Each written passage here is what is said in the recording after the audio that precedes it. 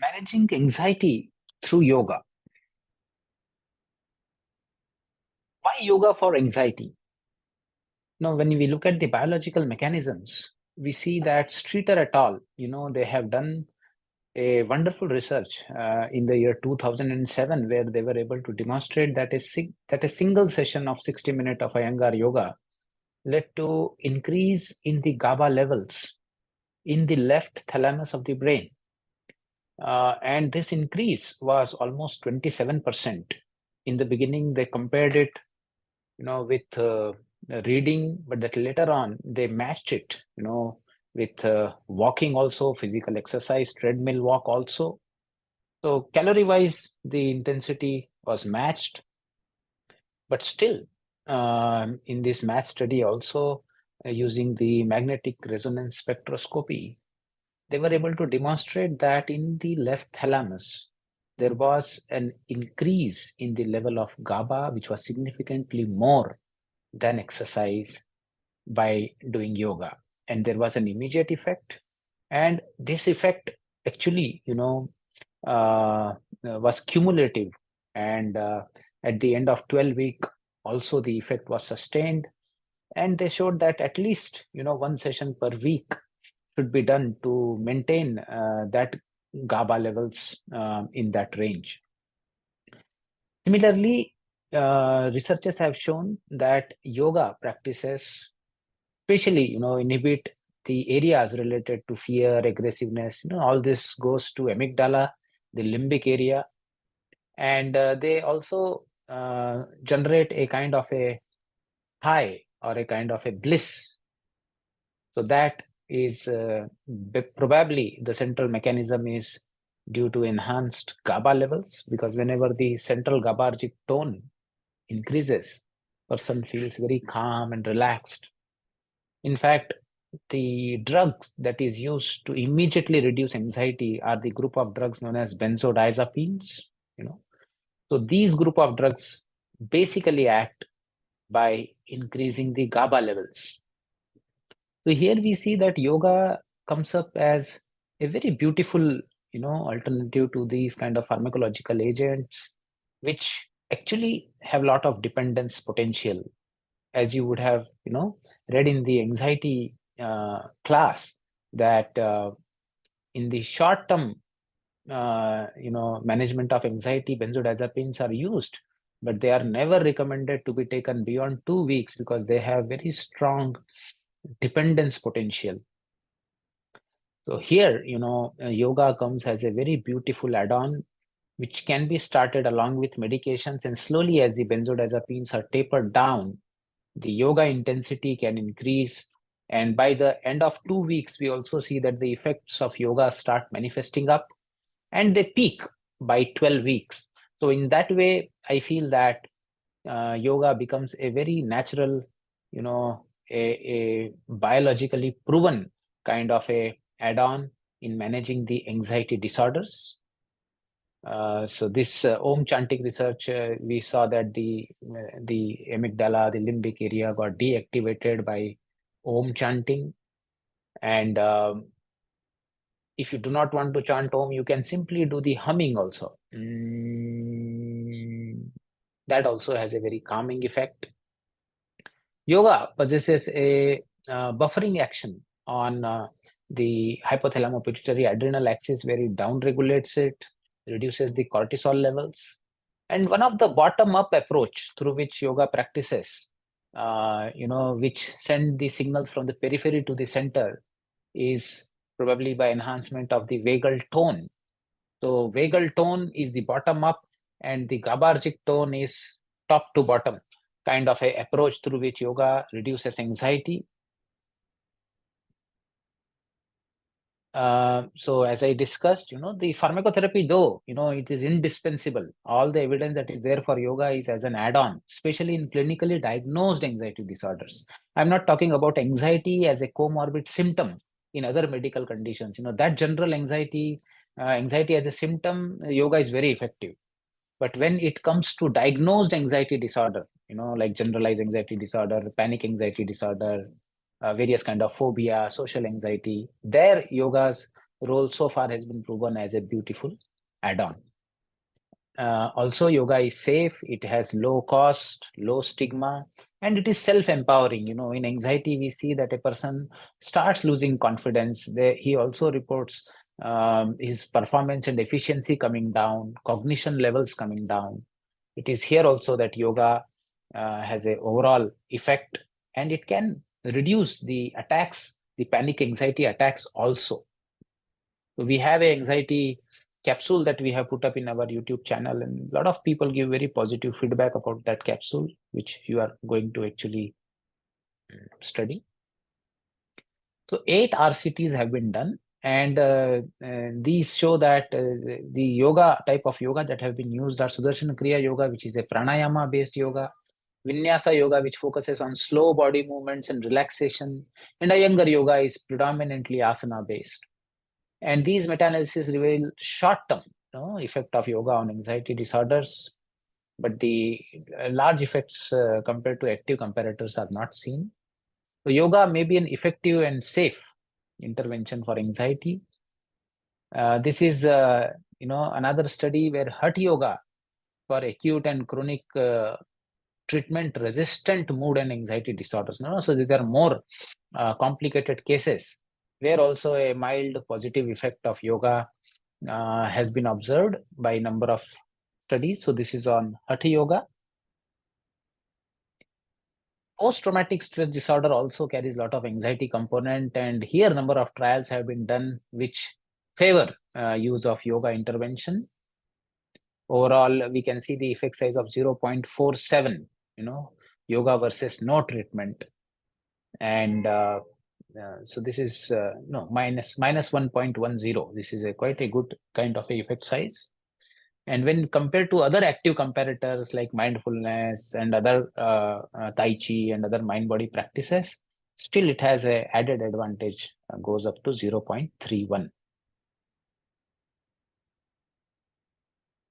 Now, talking about integrative medicine, in this particular, pilot study and feasibility study, we were able to combine the yoga module along with the Ayurvedic relaxation technique, which is known as Shirodhara. It is basically the oil dripping, technique where a warm oil drips onto the forehead and goes on from right to left and left to right.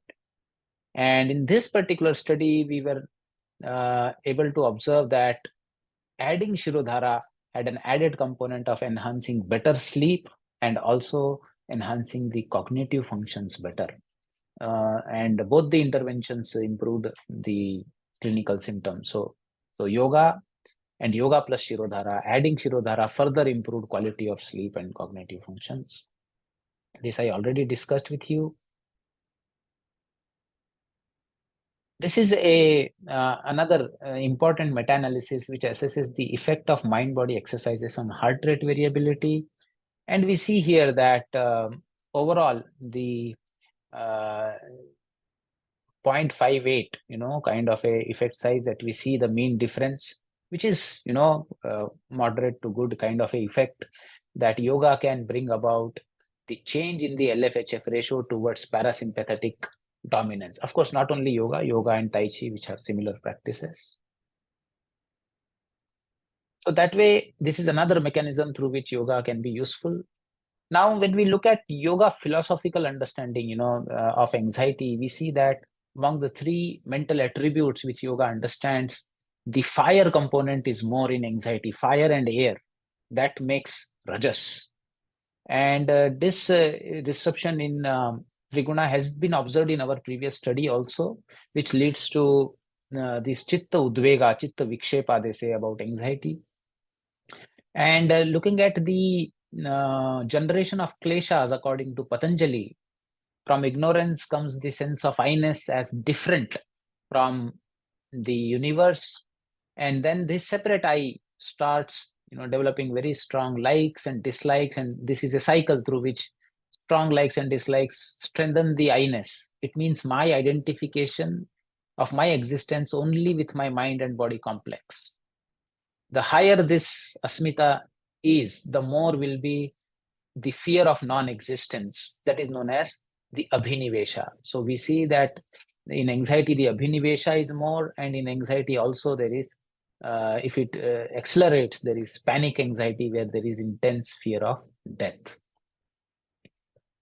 So from the Panchakosha theory, we see that the problem develops in the Manomaya Kosha, but percolates down to prana and then to the body. And from the body, again, the signal goes to the Manomaya Kosha. So a vicious cycle starts, which I am going to discuss. Among the vrittis, people are hyper vigilant. They are more in the akara mode, the externalizing mode, and they, become more hyperactive and find it, distraction. They get more easily distracted when they are anxious because they perceive, the smaller dangers also in the surrounding as big, and there is a lot of negative ruminations that goes on. From the sun and the moon channel dominance point of view, it is a state of excessive sun channel activity. So therefore, the module focuses on enhancing the moon channel activity, and the is the external movement of the consciousness, which is high here. So how do we plan the module then based on these kind of finding? Especially in social anxiety, PTSD, where people do not want to, come out and interact with people or tell the thing to many people. They find that doing yoga one-on-one online in their safe, secure atmosphere at home is better. And in clinically, we find that tele yoga is very well acceptable by people with social anxiety and PTSD. The instruction should be very simple here. Anxiety people get anxious over small issues, and here the loud chanting should be avoided. Otherwise, they suddenly feel a panic. Loud akara, omkara chanting. Very gentle humming should be done. Left nostril, because we want to activate the Chandra channel, and Brahmari, Om. If you chant, then 1:2 ratio, where you prolong the Brahmari component. And whatever sectional breathing or pranayama you do, try to maintain inhalation is to exhalation ratio of 1:2.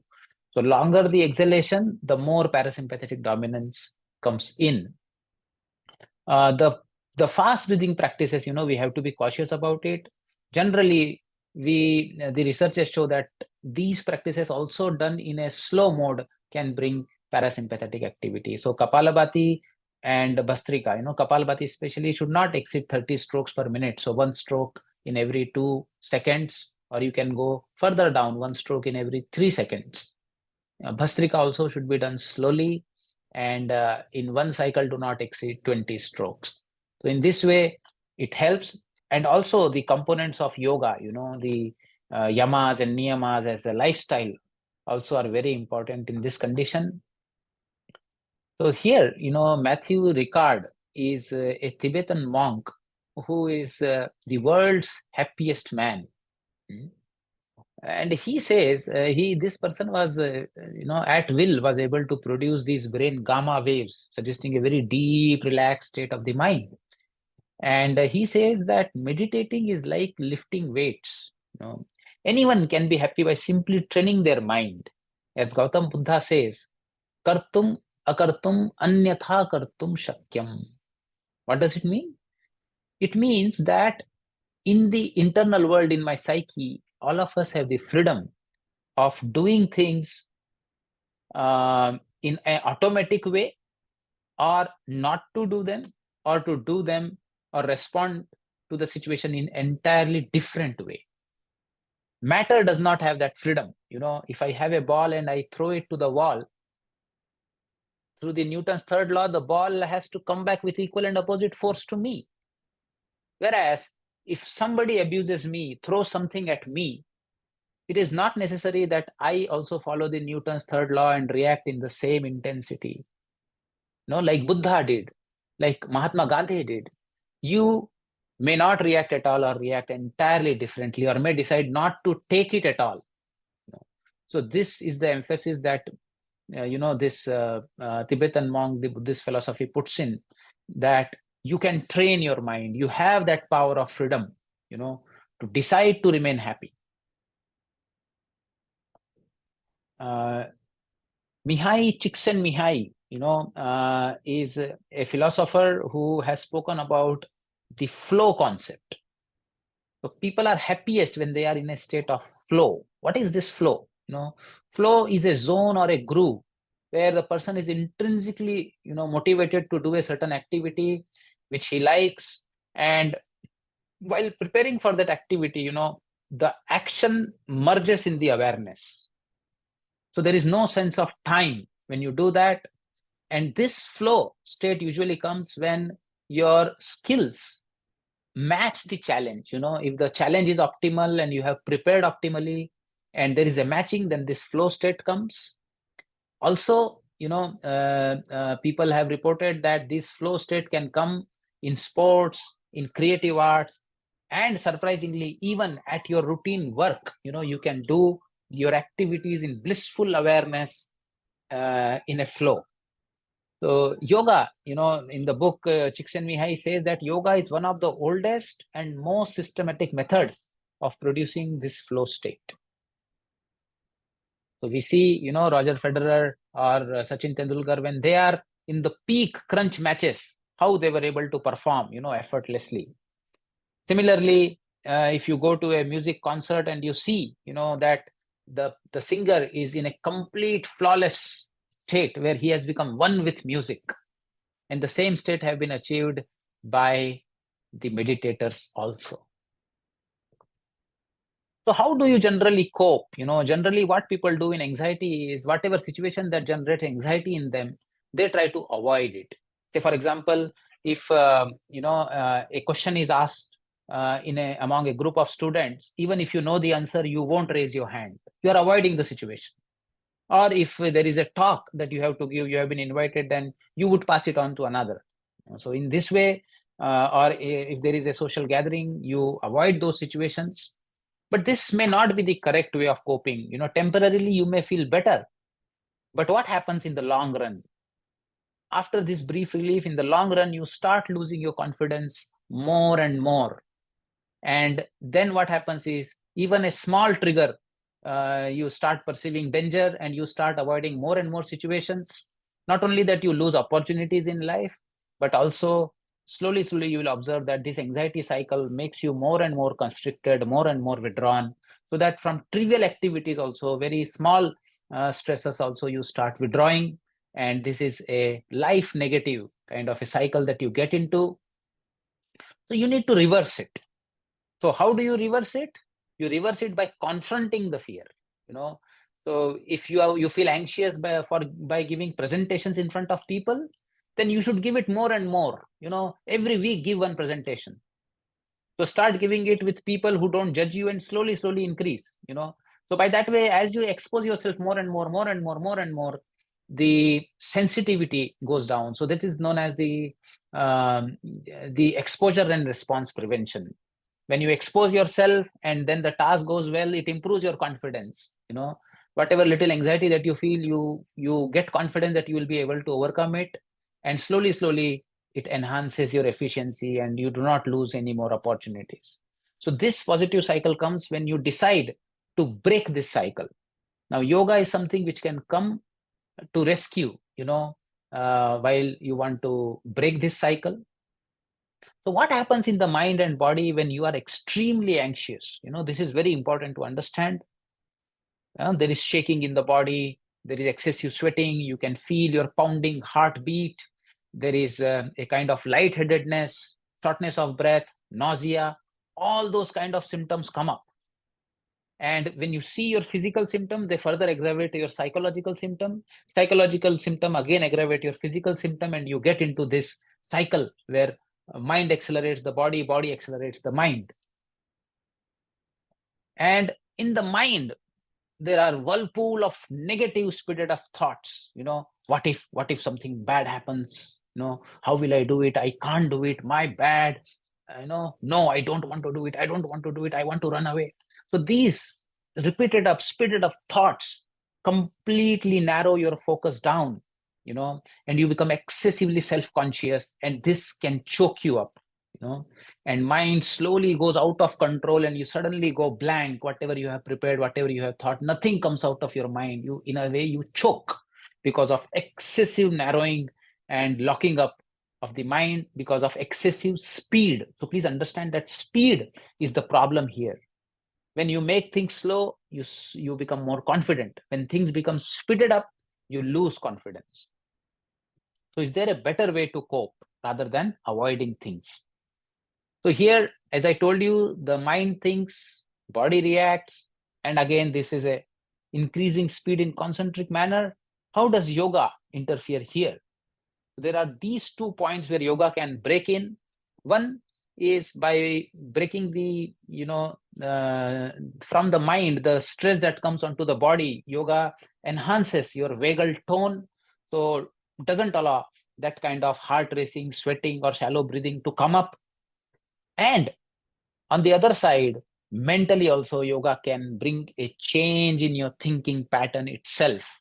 Usually when we are anxious, we are comparing ourselves with others. We are seeing that the people who are sitting in front of us or people that we are going to deal with are much bigger than us. So one of the ways in which yoga says is, you look at the open sky, look at the whole vast universe. The whole planet Earth itself in the Milky Way galaxy is like a small speck, a small dot. And there are millions and millions of such Milky Way galaxies. And as the universe expands, the Milky Way galaxy itself becomes a dot. So in this such a vast universe, you exist, and the person that you are comparing with also exists.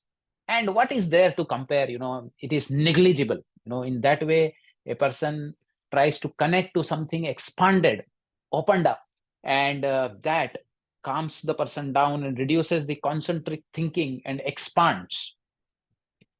So Patanjali, actually provides very beautiful techniques, in his sutras to reduce chitta vikshepa, or the agitations of the mind that happens during anxiety. This is a yogic text which actually has 196 sutras. These sutras are nothing but, they are psychological equations related to human psyche. Each equation is like very intense formula, like E equal to mc square. So Patanjali, in minimum words, provides 196 equations to address the human mind and achieve the optimal mental health and resilience. So one of the technique that Patanjali describes in for reducing anxiety is prachardhan vidaranabhyam va pranasya. It means that you throw the breathing out and try to hold it in that way. That will expand your mind. So how do you do it? Very simple. In modern psychology also they use it. You sit with your back and neck erect, keep your right palm on the left palm. This is dhyana mudra. Close your eyes, take a deep breath in through your nostril, and slowly breathe out through your mouth.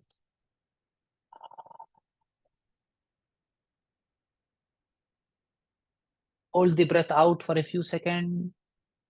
Again, breathe in.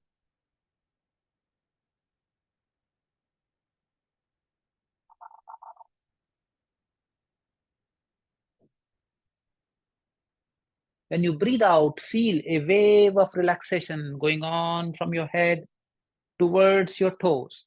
And continue this breathing, and slowly, slowly, slowly try to prolong the period where you maintain the stoppage of the breath in exhalation in your comfort. As you stop your breath in exhalation, your consciousness expands. As it expands, the loop of thought which are going to catch you, they also lose their grip, and you feel more confident. So this is the Mukha technique. Then another technique is Yoga Nidra, the modified Yoga Nidra. It is there available in our YouTube channel. You can just search Dr. Bhargav Nimhans, add Dr. Bhargav Nimhans, and you can get all these techniques there. And we also do the left nostril breathing. Very simple technique. You just close your right nostril, fix your attention on the touch of the air in your left nostril, breathe in for 4 count, like breathe in, breathe out.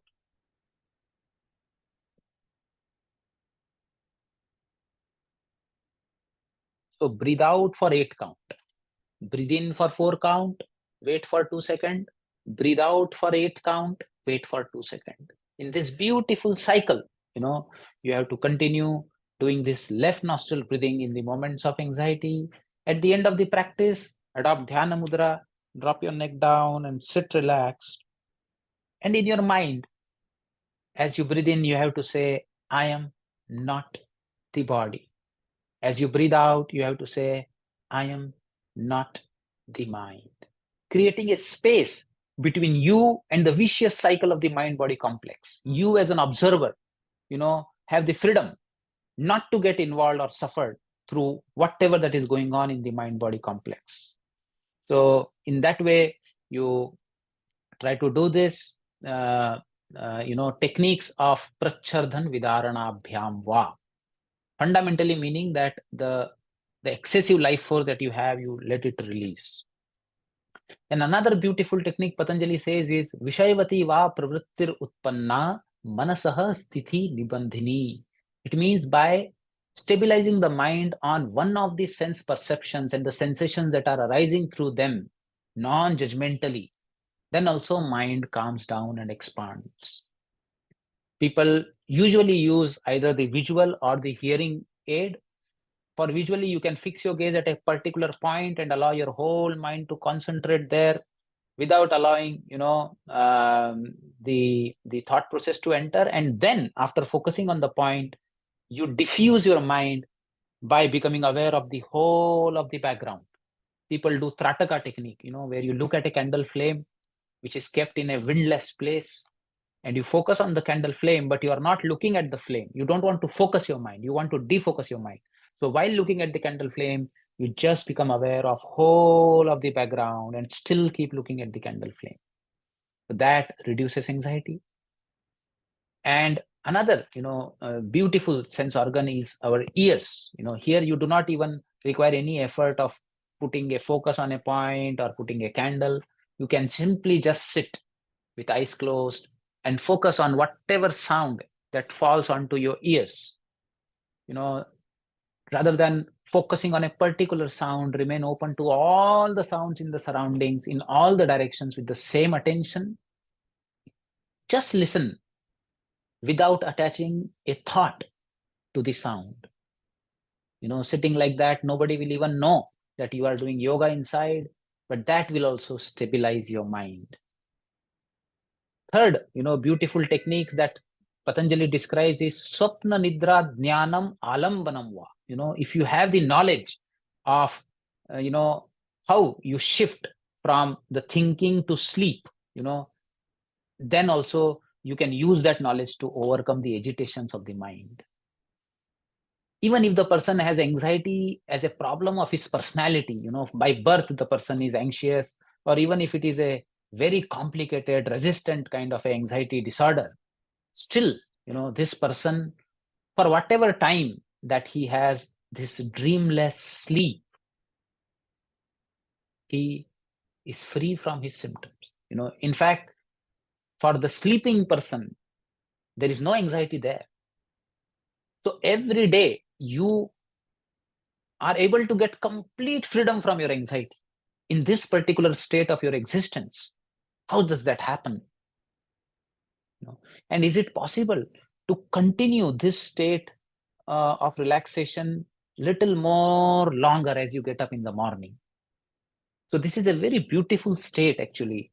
And Patanjali says that if you decide, if you use the freedom of your mind, you can allow this state to continue little more longer, little more longer, little more longer. And by continued meditation, the way that you get up in the morning and sit on the bed, if you do not voluntarily disturb that peace and put effort that I want to preserve this precious peace throughout the day within me, this smriti itself will help you gain that state of deep relaxation throughout the day. So this is another meditative technique.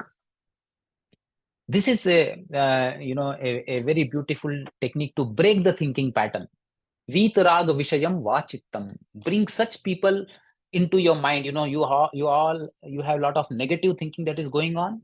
In that state, suddenly bring a person who is your role model. Bring a person whom you feel will give you courage, who is a fearless kind of a person, who does not get attached or aversive to anybody. So that kind of a person, if you bring into your mind, Say, for example, if you are devoted to Vivekananda, you just think if at your place Vivekananda was there, when he gave his Chicago famous address, how would he face this particular situation? Or if you believe in God or any deity, if at your place Ma Kali was there, would she shiver in fear like you? So what kind of strength, what Kali would do, what Shiva would do, what Krishna would do, what Jesus would do in your situation? So in that way, you imbibe that kind of a positive energy. And last but not the least, Patanjali says, Ishwar pranidhanadva. Just by bending down in gratitude. Gratitude is a exactly opposite emotion of anxiety.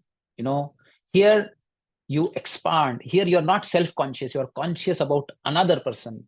So you just bend down and go into your past and recollect the moment where you were in deep trouble, and this particular entity, this particular being, God, with the blessing of that God or that particular person, you were saved from that situation, or just count on the positives that are there in your life and bow down and thank the creator, and by doing that, by bending down in gratitude, also panic attack or anxiety can be controlled. So please contemplate on these thoughts, dear friends, and I wish that all of you, become fearless and manifest your wonderful creativity that God has given you. Thank you. Namaste.